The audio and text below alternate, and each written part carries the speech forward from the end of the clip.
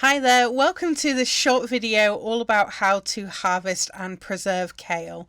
All that you're going to need is a sturdy pair of scissors because kale is really easy to harvest, as I'll show you right here.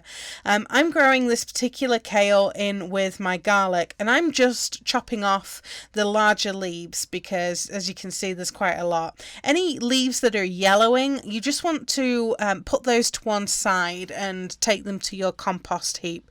That's not something that you're going to want to eat. You definitely want to put those nutrients back into the garden, but you don't want to leave them hanging around your plants. As you can see here, there's quite a few of the yellow leaves that are there, because as they're breaking down, they're going to start to attract pests and various diseases in there, so it's best to remove those as you go.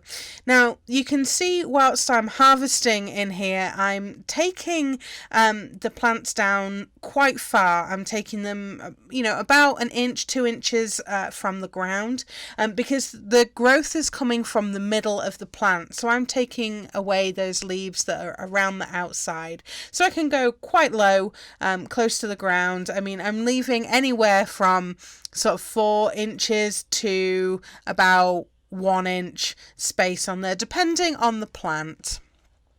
Sometimes kale can be eaten by many different bugs.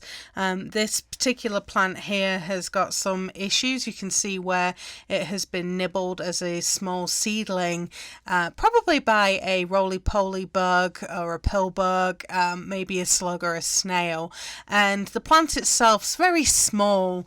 It's not doing as well as some of the other varieties in there. So I've just gone ahead and pulled the whole thing out of that growing space. Because it's a weaker plant, it's not likely to do very well in there, and it's just taking up space that's going to be needed for those other more established plants to grow.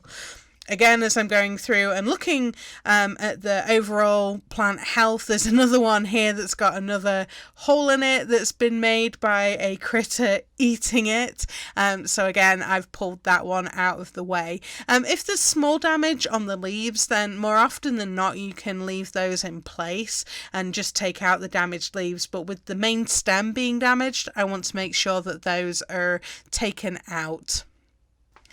You can see right here on this kale plant how everything all on the outside has been cut for harvesting, but the very center is where that new leafy growth is coming from with those baby kale leaves, and I've left that alone at this point. So you can harvest them for the tiny baby kale if you like that in a salad, but we like the slightly tougher, bigger leaves because we tend to use those a lot more in the kitchen. Once you've harvested your kale, you can see we've got quite a lot here. The next step is to get that all washed thoroughly. Even though you've grown it organically, you still want to give that stuff a good wash because you don't know what's been in your garden bed, over your garden bed. If you're like me and you're watering with secondary water, you definitely want to make sure that you wash it with culinary water and give everything a thorough rinse, because that's going to wash off any nasty bugs that might be on there and make sure that things are clean and good for you to cook with. When it comes to chopping kale, I mostly just remove the big stalks that are on there and then slice it into kind of ribbons. The majority of the kale that we're freezing is to use in recipes or as a side dish, so I like to have it as long ribbons, but you can cut it up into as small pieces as you want. I put all the stalks to one side because they're good to go into the compost bin, and the leaves will go into another container. I don't tend to mix them, just because some of the stems, particularly on the bigger leaves, can get to be quite woody and they're not as pleasant to eat. For some stems, though, it's actually easier for you to pull the leaves off by holding that main stem a ways and then just kind of pulling those leaves up, and then it's a bit easier to harvest, and you get more leaf that way by doing that. That was something that a chef showed me how to do. But you can also just cut off the stems too. That's fine.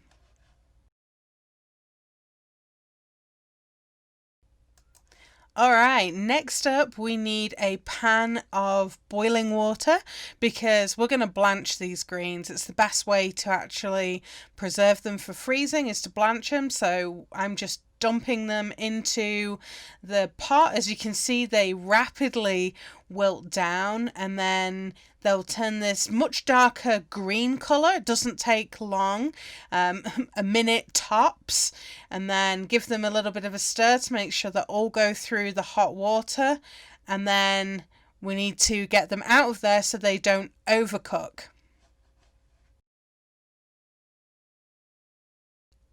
A slotted spoon makes getting the kale out of there easier.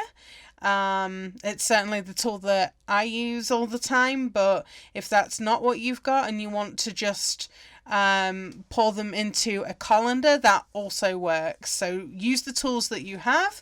I just find it easier to use the spoon.